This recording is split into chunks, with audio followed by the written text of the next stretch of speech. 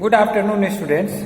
Today I am going to discuss you the next topic of this chapter, the making of the national movement, Quit India movement, and then finally I will discuss you today towards independence and a partition. You know, after the Second World War, when Britishers refused to grant independence to the Indians, Gandhi ji started another movement. He started Quit India movement. That means the Britishers must quit India immediately. Gandhi ji का कहना था कि Britishers को अति शीघ्र भारत छोड़ देना चाहिए. And he given the slogan, "Do or die," करो या मरो. This movement spread very soon different parts of the country, but the British government started suppressing this movement. Gandhi ji and the other leaders of the Congress were jailed, and by the end of 1943, around 90,000 people were jailed and around 1,000 people were killed by the police fire.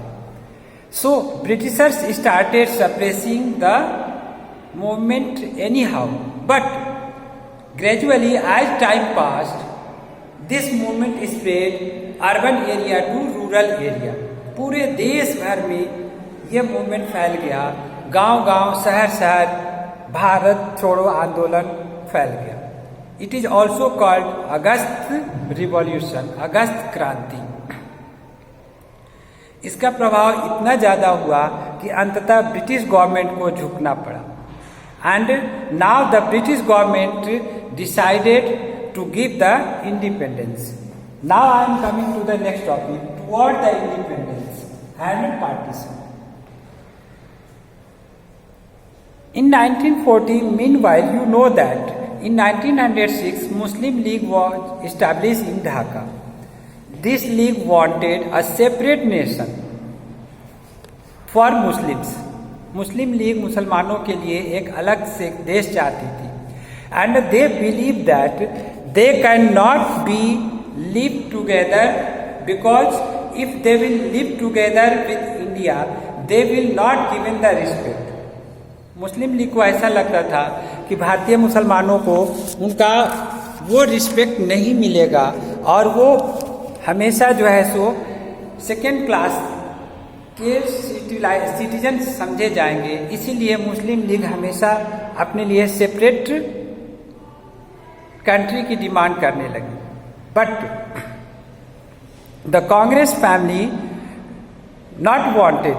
Congress not wanted to partition the country. In the 1940s